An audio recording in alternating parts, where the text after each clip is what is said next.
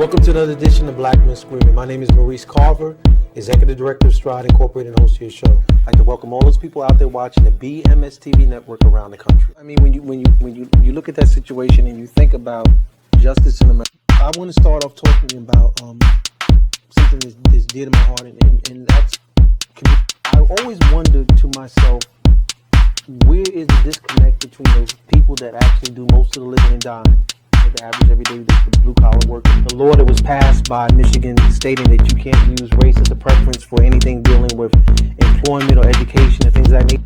You know, there was a song by Rockwell that says, "I always feel like somebody's watching me," right? I have no privacy. So privacy has been one of the major issues that's been going on with the Supreme Court. Welcome back to this section. I like to call it, "There's Something on Your Mind." And there's been something on my mind that I felt was important to be able to discuss with an intelligent and savvy political brother like our brother, Professor James Lance Taylor. So I have a couple of statements I want to make first, and then I want you to respond to these statements that I'm going to be making. Again, I'm going back to Ken Martin, who's the head of the Democratic National Committee, and he talked about the problems that they're having with the Democratic Party in this relation to the American people. He said that the Republicans are shameless, but the Democrats are spineless. And he said that they have to change the narrative within the party, that the relationship is a transactional relationships where we treat voters as commodities. And when we get into office, we don't deliver. Now, the part of the problem that I'm having with this conversation as Black people, quote unquote, are on break, is a reevaluation of the political parties at this particular point in time, a look at independence from the political party, or forming our own political parties on the local level. Because the way I look at it is like a quote from Milton's Paradise Lost. And I think that's the kind of conversation we're having. Some Democrats believe it's better to reign in hell than to serve in heaven. But to serve in heaven means to serve the community. So and to stay on a farm in a system that we don't see things happening for us. So I want you to respond to that particular narrative in terms of the things I've talked about. I know I dropped a lot of stuff on you, but you're I mean, I think you make a very coherent point. And the Democrats are a problem. They have a problem. We need a multi-party system. I've always said that on your show for years. We need a system with about 5 to 7 political parties, not 2. And since the Clinton period, the 90s, the Democrats have been corporate. They weren't in LBJ's period. They weren't in FDR's period. FDR sent the National Guard into Flint, Michigan on the side of the workers against the establishment. FDR, if you Google it, talked about an economic bill of rights where everybody was going to get a house. Everybody would get education. Everybody was guaranteed a job. FDR's economic bill of rights was a beautiful gesture, but it wasn't implemented. But he did talk about it openly and publicly. If you look at the elements of it, it almost reads like the Black Panther Party 10-point plan. The Democrats, since Bill Clinton, because they kept losing under Reagan and Bush 12 years, a decade, they had to get closer to the Republicans. So they became Republican-like. So Clinton's whole thing was reinventing government. He and Al Gore, they're talking about downsizing government. That's the same thing Trump talking about. With Trump, it seems threatening and dangerous, and the sky is falling. But this is what Bill Clinton and Al Gore preached. And that's how they were able to be centrist. Democratic centrism emerges. Liberalism was in FDR through LBJ's 30-year Great Society New Deal civil rights period. So FDR, MLK, LBJ. That's 30 years. FDR, MLK, LBJ. Or you can do LBJ, MLK, either way back, because they were they're contemporaries. But those 3 men represent that 30-year cycle of liberal hegemony, is called in the academic literature. And even during the Great Society, for example, LBJ had about 90% approval amongst Republicans. So what happens after FDR? Reagan emerges, after LBJ, Reagan emerges to be the anti-FDR, anti-MLK, anti-LBJ politician.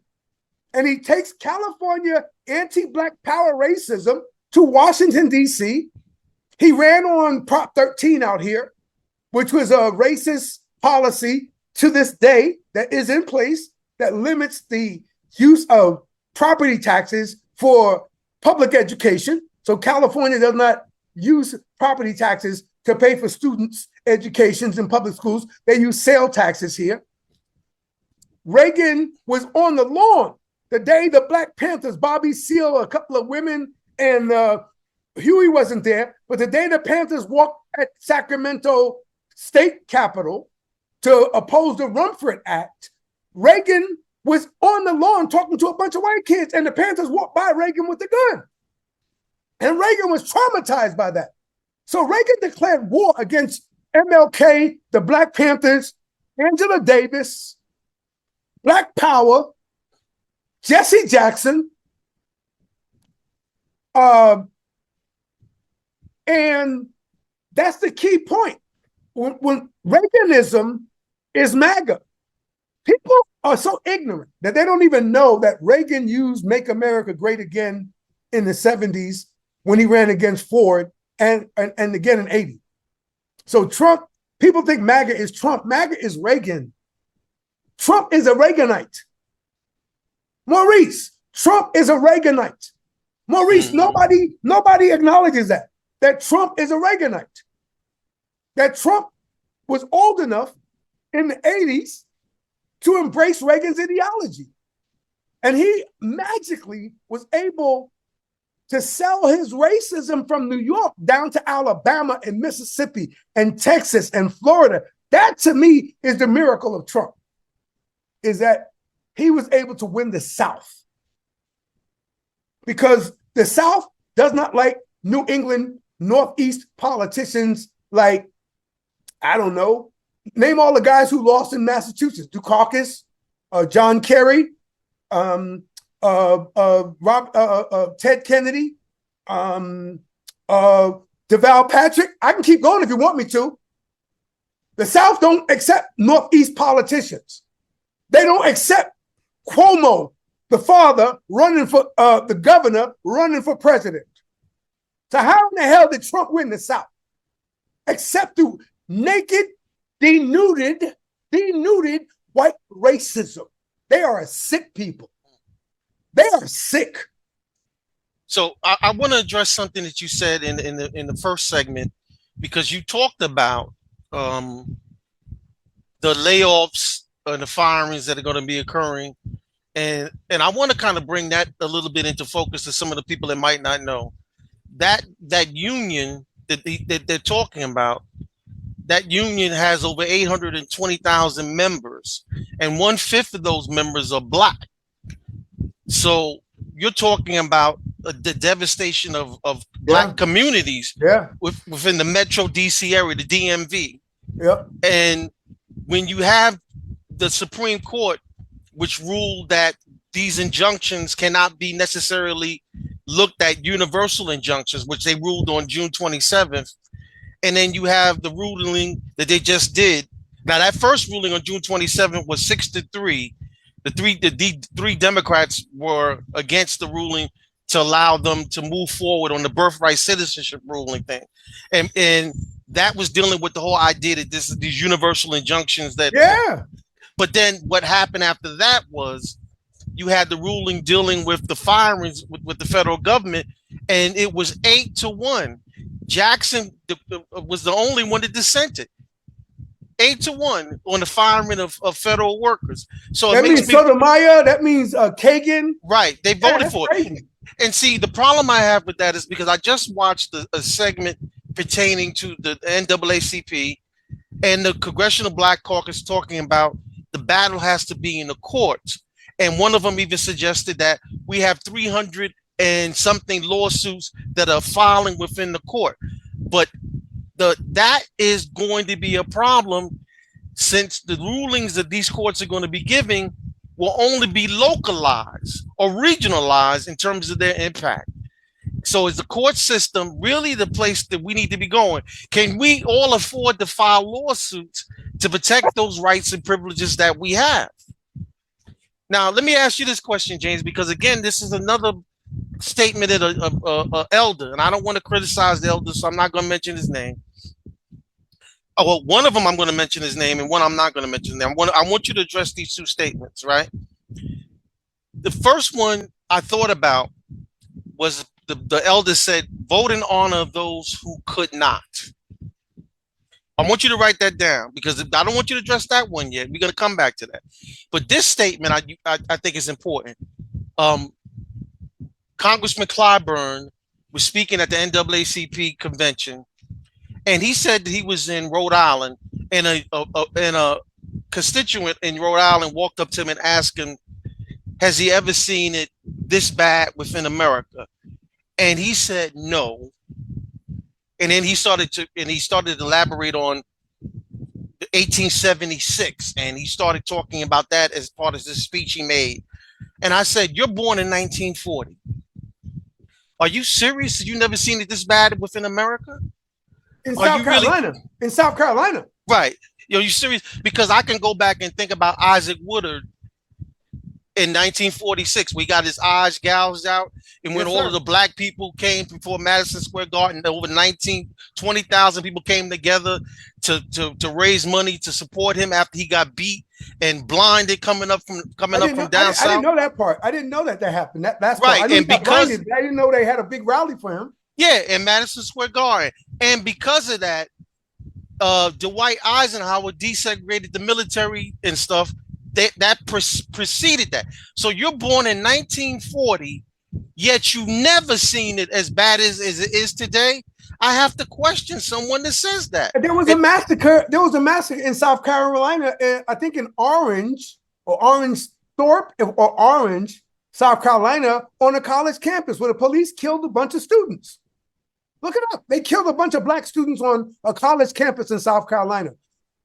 Clyburn was there. My mother was born in South Carolina, Homeopath, Greenville, Anderson County in 1925.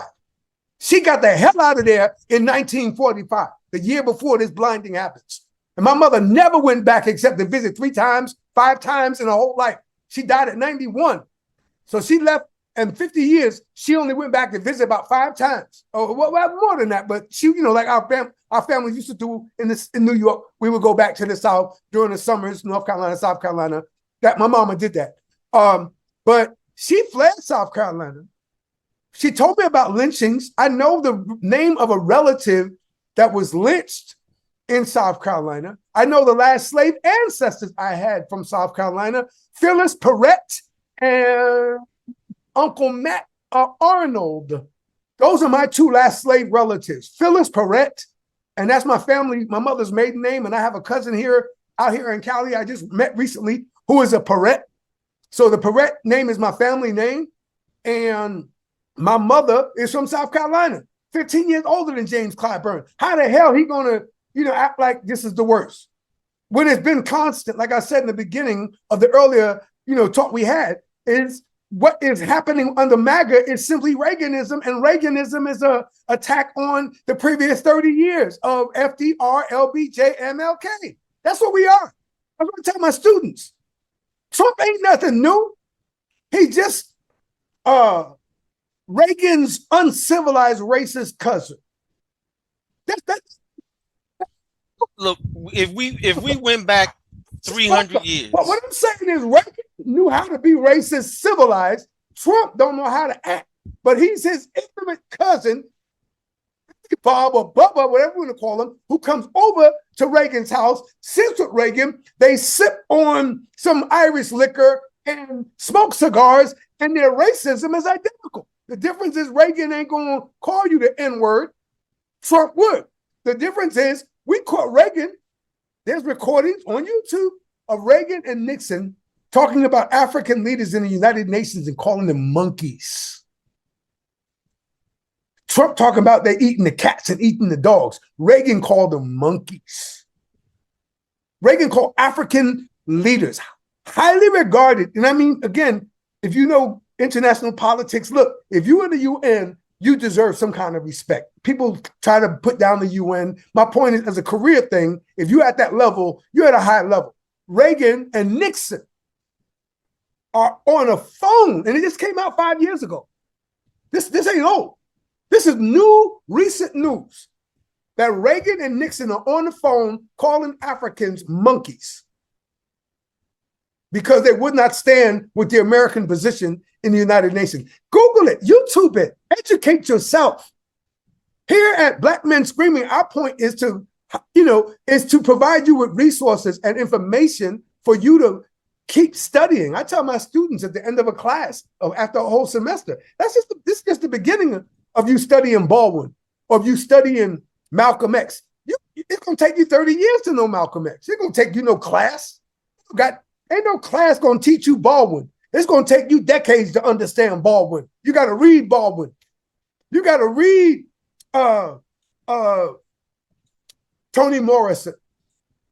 Over in Europe, I went to Paris about 10 years ago, so it's been a long time. But I will never forget how I went to this conference in Tours, France, Tours, about an hour from Paris. And I ran into about 30 white women at a conference of hundreds of people who were all working on dissertations on Toni Morrison. A bunch of white European women did their PhDs on Toni Morrison.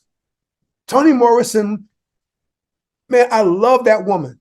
She looked like my mom a little bit, but I love her hair. I love her blackness. I love her spirit. I love her audacity. I love the fact that she felt like white people should not be centered in our stories and in our lives. Toni Morrison, man, I wish I'd met her. There's not enough good I can say about Toni Morrison. I imagine that Kanye's mom, Donda, probably knew Toni Morrison well. I bet you there's a connection because they did the same kind of work. And so again, you think about, how we survive, how we adapt to conditions, to emergencies, to circumstances. We find our way. And so, you ask, should we vote in honor of those who vote or who could not? Yes, I do. I vote because my granddaddy, who was born in 1895 in South Carolina, couldn't vote, Louis Perret. And so I live my life in honor of my grandfather to this day. He died when I was 5, but I got to know him in those couple of years. And I've worshiped my grandfather ever since. And James, let me tell you why I have a problem with this statement. I'm sorry to interrupt you, but let me tell you why I have a problem with that statement. Me and you have lived that statement for years. Let's not just vote in honor of those who could not. Let's vote for the living today. Let's vote for the people who are living today. We need to experience, we need to feel some of these victories and stuff.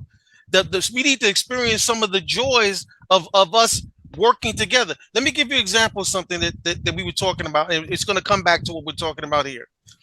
Looking at what went on in Philadelphia with the garbage strike, right?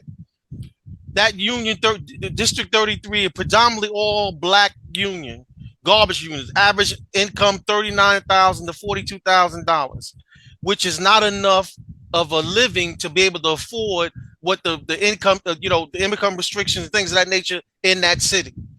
I listened to this brother talking about the idea that he thought it was more important for them to get health benefits than for them to get the 5% that they were asking, the 5, 5, and 5. And so what I was thinking about is a principle that they always talk about within the union that I think black people within the community should apply to themselves. This is the principle. We fight for the people now, but we never sell out the unborn. We fight for people now, but we never sell out the unborn. And that is the type of politics that we need to come back to in the black community that I'm struggling with. So that statement, you say vote in honor of those who could not, but we have to also deal with the living. Instead of these people that I hear at a lot of these conventions talking, they keep talking about intergenerational wealth.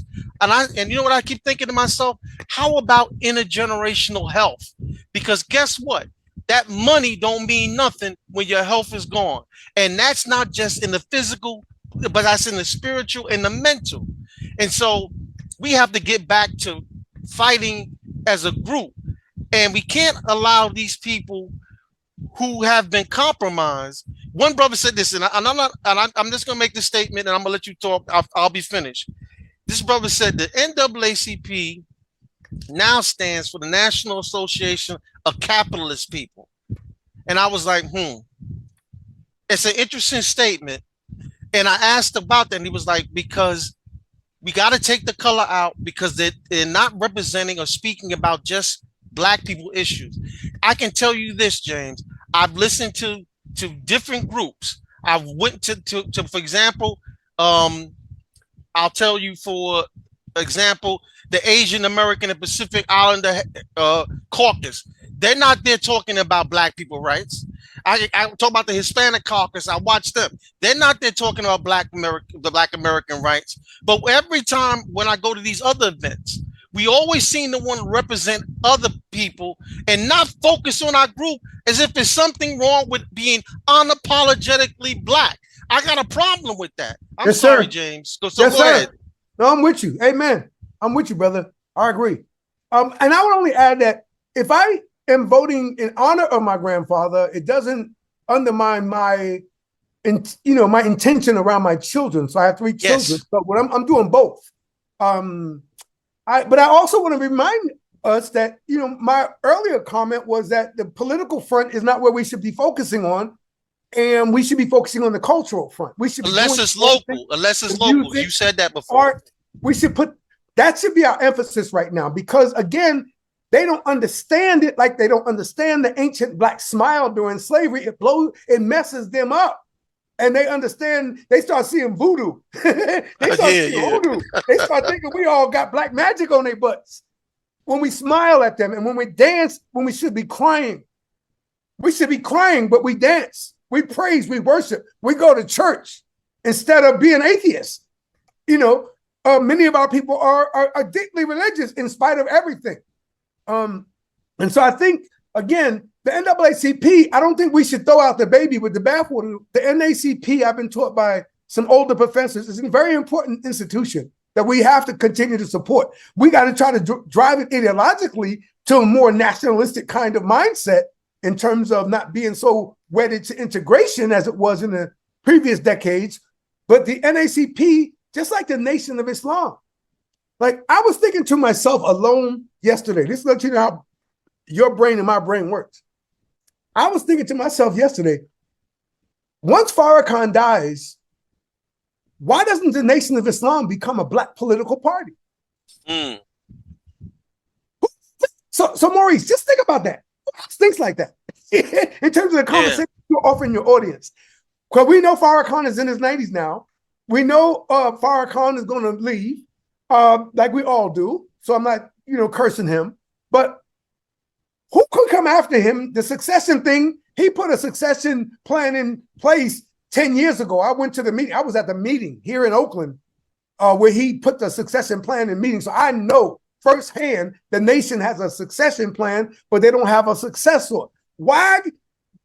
If Elon Musk is going to start the American Party, why in the hell don't we have a Black political party? Yes. That would make the Democrats and Republicans, then you would see, as much as I don't like these false equivalencies between the two parties because they're not alike, but their racism is alike. Their anti-Blackness is alike. What makes the Democrats less racist is the rainbow coalition within it. From Fred Hampton to Jesse to Obama to Kamala, that's the Black-led rainbow coalition out of Chicago.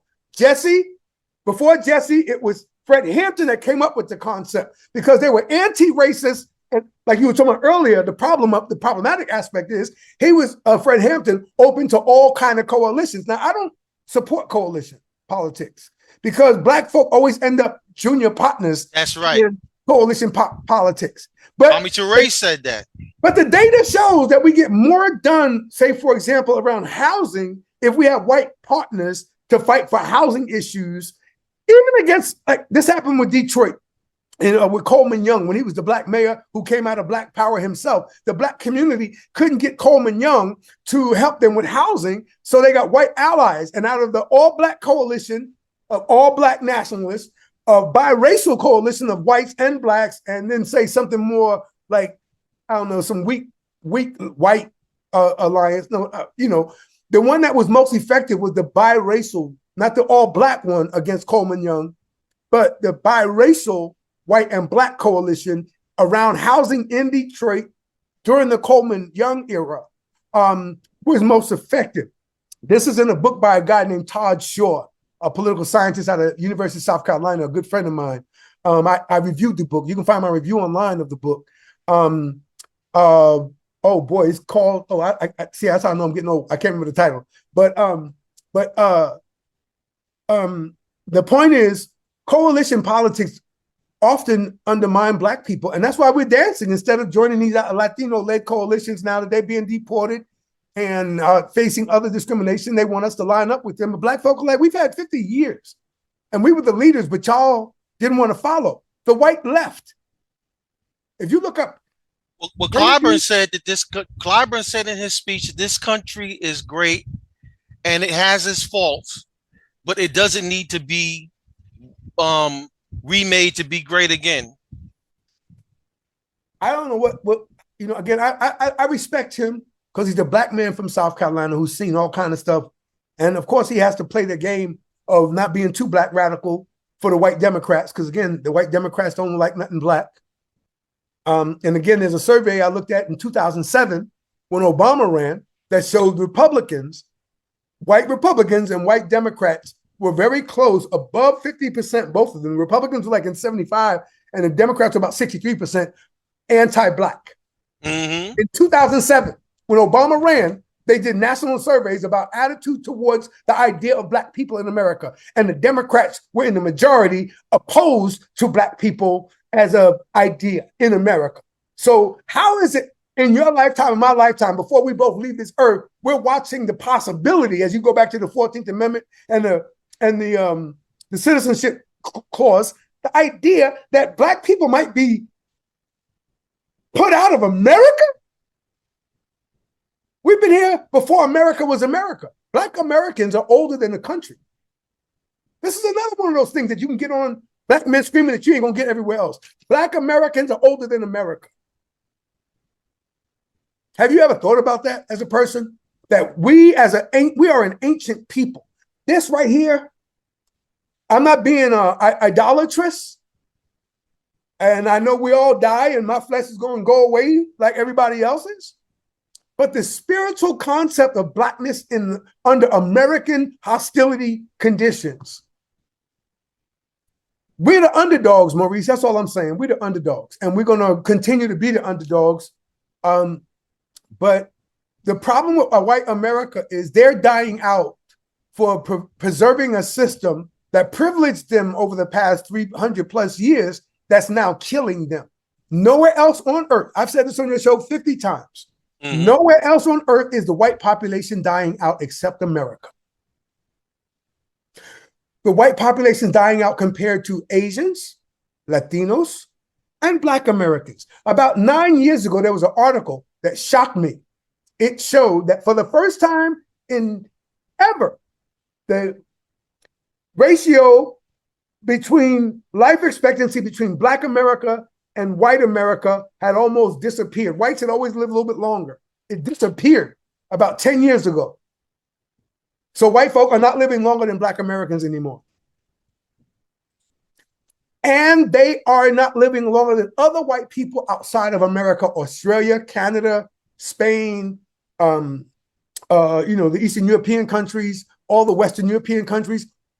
Please check to see if I'm lying. Please check me. Go back. Check this one little point to see if everything else I say, right? They call it the fruit of the poison tree. If I'm lying about that, then throw out everything else I say. See if white people Google deaths of despair. We've talked about that a lot, Maurice. Yes. Deaths of despair. Google deaths of despair. It's only talking about one group in America, in the world, white America.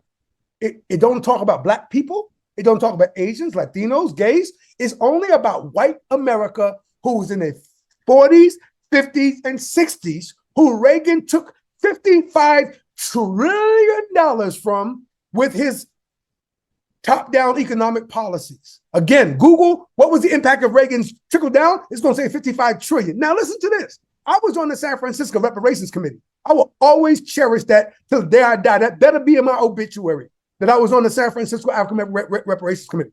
The best research is by a married couple down at Duke, Darity and his wife, From Here to Equality. It's the best book on reparations.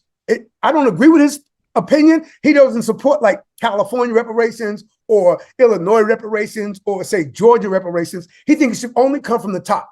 Darity and Carnes, the married couple, they only think it's from the top down. They don't believe in bottom up, local, county, individual, settlements like in Palm Springs that's happening right now. They believe in only one size fits all reparations because she argues, the wife, that if you took all the money from all the counties in America, it's only $5 trillion.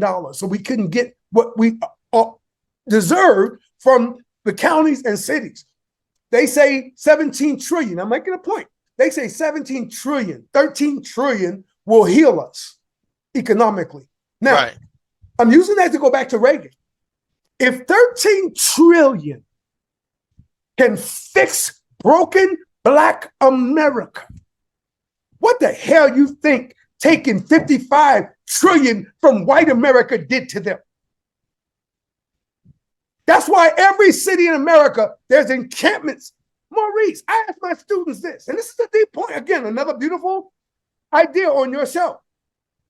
How can we have all these educated people, urban planners, going back to Robert Moses, who messed up the Giants and the Dodgers and the Polo Grounds back in the 40s and 50s that sent them out here to Cali. Going back to Robert Moses, right? How the hell have we had all these smart people from NYU, Princeton, Yale, Harvard, right? The SUNYs, the CUNYs. How we had UCLA, USC, Berkeley, Stanford. How the hell we have University of Texas, Texas A&M? How we have Alabama and Tennessee? These are all great schools with a lot of very smart people. Maurice, explain homelessness to me, because I don't understand how these thinkers and planners know the population.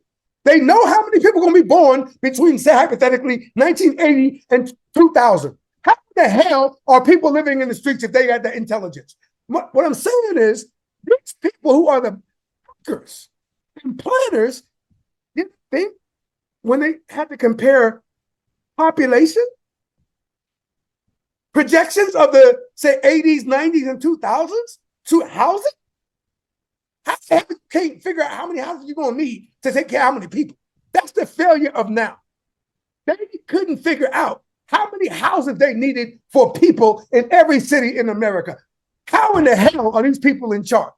Mm-hmm. And these are Democrats and Republicans, where these bureaucrats in agencies, like the redevelopment agencies of every city in America, should pay reparations to Black communities. In every city in America, the redevelopment agency should pay reparations to Black America. Detroit, Columbus, Cleveland, Cincinnati, Akron, Chicago, Evanston, Los Angeles, Oakland, San Francisco, New York, Brooklyn, Harlem, Bronx. All of them should be paid reparations specifically by redevelopment, not just the government. So that's a side point. That's a related point. But I want to go back to my larger point. If Reagan took $55 trillion from white people, and that's why they're out in the streets, that's what nobody talks about. Nobody talks about Reagan did this to these people, to these white people. So if 13 trillion can fix 400 years of slavery, what damage do you think taking 55 trillion from white people is going to do? They made these white people into NIGGERs. I'm not going to say it on your show. I'm going to spell it. They turn these white folk into N's. All over America. You go parts of Ohio are objectively poor. We all know about West Virginia, Arkansas, New Mexico, Tennessee, Louisiana. There's over 770,000 homeless people from America, and about 1/3 of them are black. Come on, brother. Hispanic. Come on, brother. And you're going to tell me all these people with all these degrees around urban planning, urban planners? Again, the idea of urban planning is born when Harry Truman signs the 1949 Fair Housing Act that comes from FDR's Economic Bill of Rights that I mentioned earlier. FDR wasn't able to do anything with it, but Truman borrowed the concept of housing. So FDR came up with the idea of federal housing to get the government into housing. Then Truman comes along after him in 49 and passed the Fair Housing Act. Truman created black ghettos. Truman created ghettos in America. And every president after Truman, from the late 40s up into about the 2000s, they built, I think, 200,000 units of housing in every ghetto. We're talking about Nickerson Gardens, Jordan Downs, Robert Taylor Housing, the Cabrini Greens were good times. We're talking about Marcy, that Jay-Z always rapping about. All the projects you know about on Long Island, in the boroughs, in New Rochelle, up in up in New Rochelle area over there, Mount Vernon. There's ghettos, there's projects all over there. It ain't just in the city. It's in the outer burbs too. My point is, from 49, the federal government created 200,000 units of housing, and they killed it about 1990. In the like late 90s, the federal government said we're getting out of housing. They still do Section 8, but in terms of construction, they withdrew themselves. But my larger point is an intellectual question. How did everybody get it wrong? We know how many people are going to be born. It's called actuaries. Insurance companies know how long I, as a black man born in the 60s, am likely to live. They can project your lifespan too. They do it. It's called actuaries. They do projections. If you got a 17-year-old son who's out living in the streets and shit, stuff with guns and stuff, they're going to tell you your son's not going to make it to 19. That's what the actuaries do. All of this knowledge around urban planning and housing got us what we have. Encampments in every city. I'm asking how? When we got all these brilliant people that know the simple dumb point that so many people are born in the 20 years between, hypothetically, 1980 and 2000, that you're going to need so many houses. Now the government under Biden and Trump is saying, Oakland, you have to build, like their mandates, their federal mandates on housing in cities now that Biden put on most cities. You got to hurry up and build 200 units of housing. That's what Biden did. But my point is, why did it take 2020 and 22 when Biden was around? We knew we were going to need housing to meet the current population projections 40 years ago. So my point is, it had to be intentional. And Reagan, white people ain't mad at black people. White people are mad at Reagan, but they too racist to understand that that's the enemy. Reagan devastated white America. He took 5 times as much from them as we would need to heal from 400 years of slavery. Damn! He took 4 to 5 times, 55 trillion, and all we need is 15 to 13 trillion to get healed from centuries of racism and discrimination. Reagan took it from white folk. And then they joined MAGA out of frustration, thinking it's the non-whites who did it to them. They are stupid people, easily misdirected. And Trump, again, explain Alabama voting for Trump. See, that's all I ask somebody from Alabama or New York. Y'all sit down together. You from Alabama, you from Tuscaloosa, you from Brooklyn. Y'all sit down and explain how in the hell y'all don't have nothing in common except Trump. How in the hell you from Brooklyn and you a Jew and you from Alabama and you a Scotch-Irish redneck Presbyterian? What the hell y'all got in common? Zero, except racism. And that's the magic of Trump. is he has allowed white people to forget their other differences between themselves and to focus on what unites them is anti-blackness.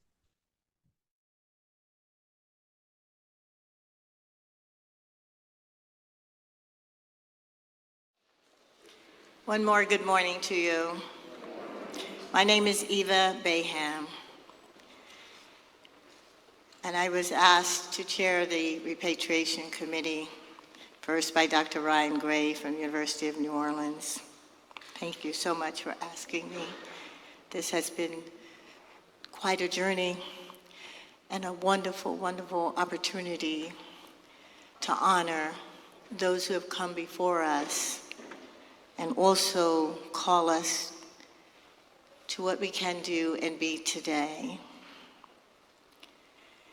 Taking Chance related the journey of a military officer and others like him whose duty was to escort a fallen soldier back home.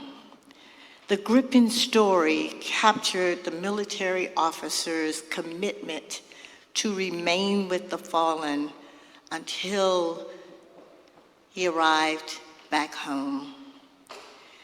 The soldier's precious possessions, his last letter to his family, his comforting words delivered to them said, "He is home. This is your final resting place." All the townspeople gathered, including Chance's best friend, and they served as witnesses to his life. They told about his childhood, about his ardent commitment to serving his country.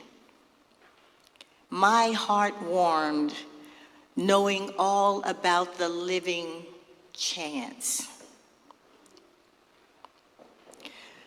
So I learned a lot about Chance. But what we know and what we don't know about these 19 African-descended people whose last sight was of 1871 New Orleans, described, as you heard, by Dr. Guillory. It haunts us.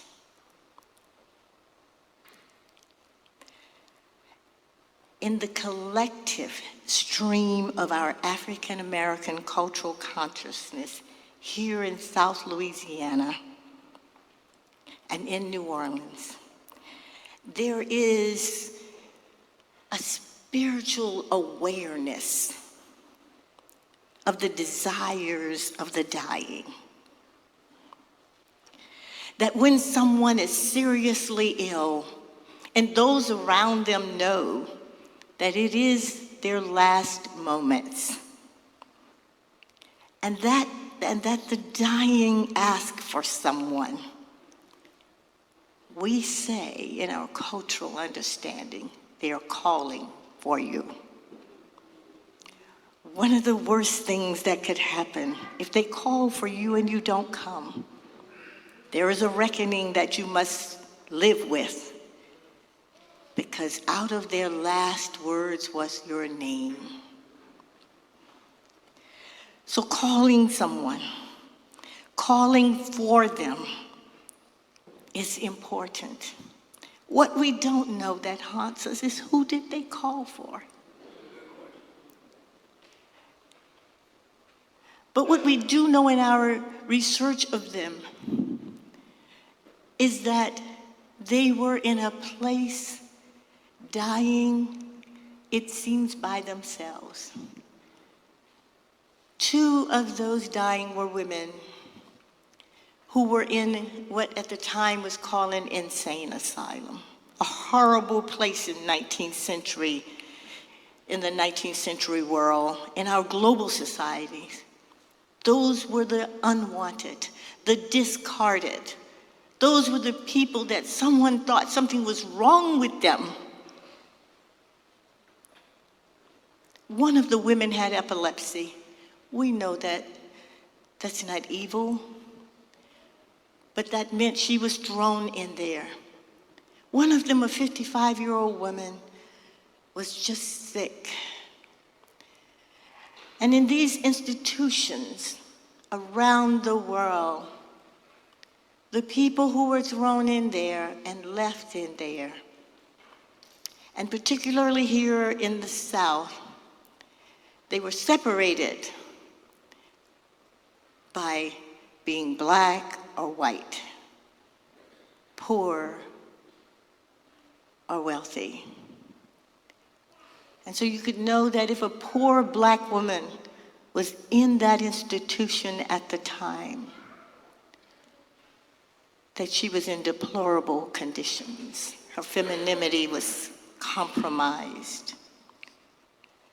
So what we know about them is that many of them, 10 of the 19,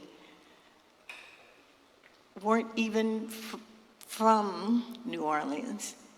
And in our cultural understanding in the South, when we say someone is from somewhere, that means that's where they were born, not just where they lived for a while.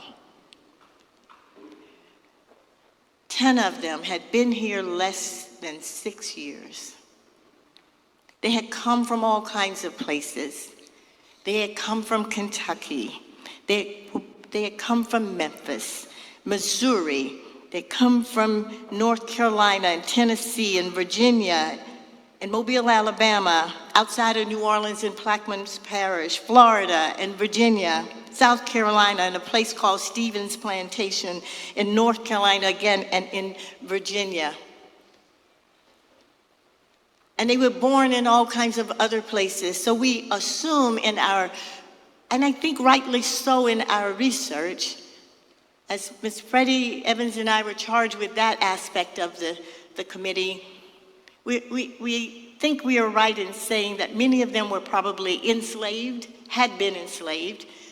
Here, 6 years after the Civil War, they were moving around in this city and other southern cities. If they were, had any of them had been freeborn, we don't know that yet. I just want to share with you the insights that we had, that we did some genealogy to see if we could find them. We looked at census records, we looked at directories.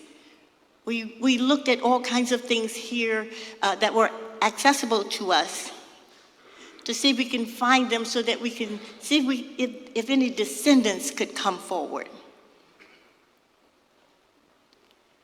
But we can't be sure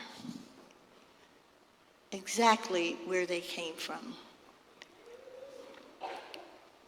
And so here we have them. And what are we to make of what happened to them? You can be angry. You could be upset, rightly so. But we can't stay there. One of the things that I have shared with students over my career in higher education and as a historian is to say that history is not to wallow in or wind about. It is to build on. It is to move forward. And when we keep our past hidden, we're starting over every day. One of the things that when I have students write to me and tell me what they're doing or call me, I sometimes end it with keep the planet turning. Keep moving. I want to share with you that these people's lives had meaning. In our solemn, quiet ceremony on their arrival at the Rhodes Funeral Home on May 15th, we gathered, and based on our research, we each read, starting with the mayor and President Guillory, the committee, city staff, road staff, we read something about each person because they still live with us. And it was so heartwarming because we were saying over and over, they're here. They are here.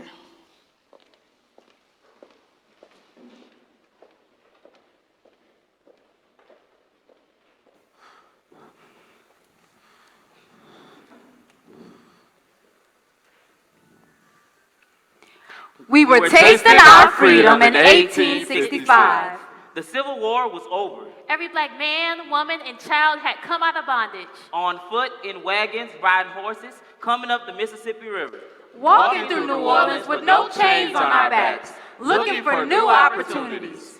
6 years later, 19 black bodies were shattered in Charity Hospital. 1871, science without consent. The doors of Charity Hospital are open to all. Black, White, Immigrant, poor, no one is turned away, but some disappeared. They took my husband, John Brown, born right here in New Orleans. Said he died of malnutrition, but when they put his body in the ground, his head was gone, just gone. 19 black specimens, young, middle-aged, old, male, female, shipped to Leipzig, Germany. Our skulls sat in glass jars on wooden shelves. The German doctors wore long black frocks, ran their cold white fingers over our skulls. Measured the size of our heads. Secrets of the human cranium unlocked in German laboratories. when science abandoned God in its quest to to taste from the tree tree of of knowledge. Unleash our severed lips. Say their names. Henry Allen lived at 114 Basin Street, worked as a laborer. That doctor put 17 years on my death certificate, but I was 22 when they shipped my head to Germany. I had been living in Algiers, but I was born in North Carolina. Died at 70 from anemia. My name is Isaac Bell. I was born here in New Orleans. They had me locked up at the old Marine Hospital. Don't go near that scary place. Then they sent me to Charity Hospital where I died of epilepsy. Say her name. Alice Brown, 15 years old. My name is Marie Louise. I died on Christmas Eve, 1871. Lived in New Orleans the whole 50 years I've been on earth. Have been staying at the workhouse. That's where they put you when your mind is troubled. Missing one of my legs below the knee. When I died of malnutrition at Charity Hospital, my head would be missing too. Our spirits jumped out of our bodies. Sat beside our skulls Embraced our dead faces. Kissed our frozen tears. on the long, cold voyage to Germany. Hiram Malone is the name, 21 years old. Born in Tennessee, but me and my wife had a place in Mobile, Alabama. I had only been in New Orleans 3 days. Died of pneumonia on Christmas Eve, 1871. I'm glad they couldn't find my wife. She wouldn't have been able to take seeing me in a coffin with no head. Henry Williams, 55 years old, born in North Carolina. Couldn't tell you how long I've been in New Orleans. Didn't have a house, a wife, or a day of peace. Homeless, hungry, and exhausted. Died of malnutrition in 1871. Repeat their names. Hiram Malone. Henry Williams. Samuel Prince was a single man. Lived at 140 Carondelet Street. Worked as a cook. Had lived in New Orleans 25 years when he died of tuberculosis in 1871 at the age of 40. William Roberts came to New Orleans around 1869 from Florida. Occupation. He worked as a steamboat hand and lived near the Mississippi River. Age. 22 years old, tall, dark, with a strong build. Records state William Roberts didn't read or write, or want to tell him what he knew.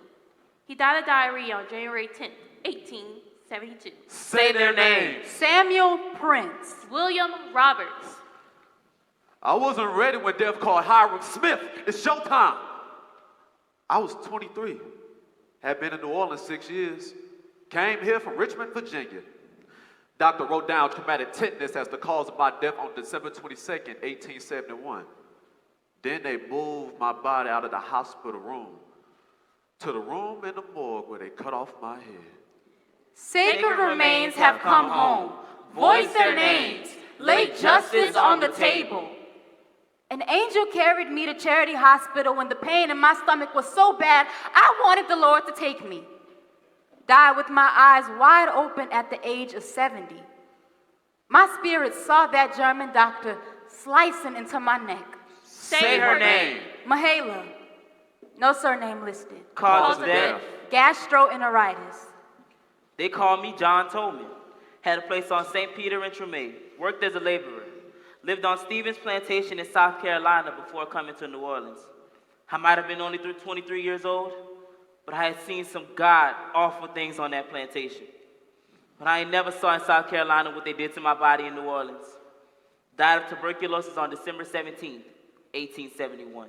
I was born in Virginia and lived in Greenville before coming here. Worked as a laborer.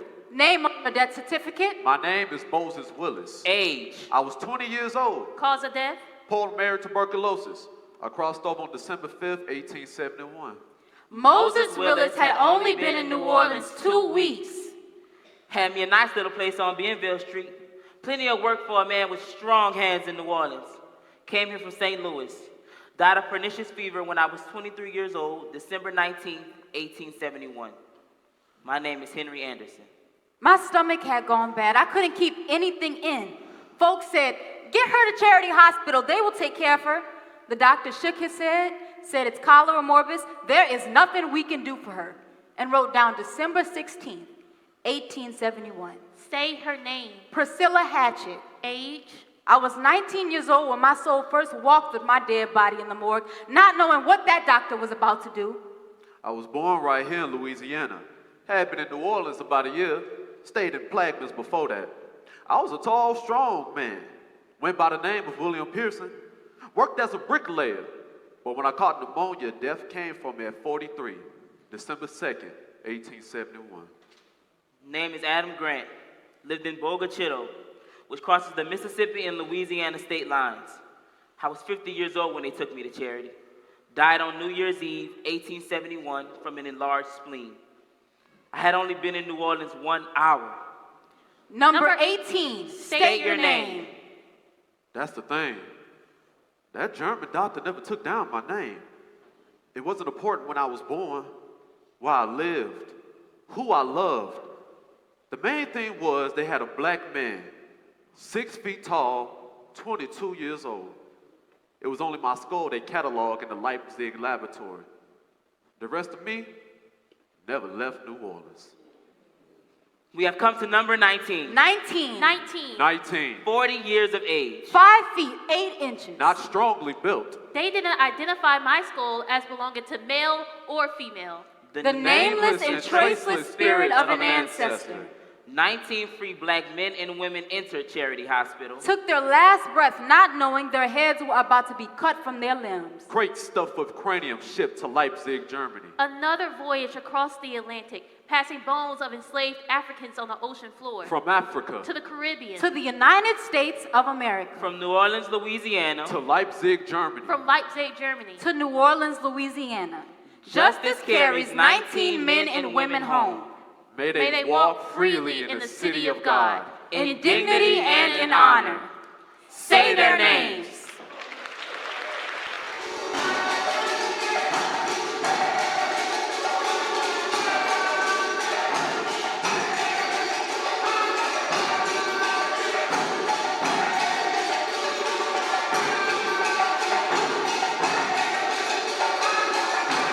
The views and opinions expressed on Black Men Screaming are those of the individuals alone, not a Black Men Screaming, Pride Incorporated, or its board of directors.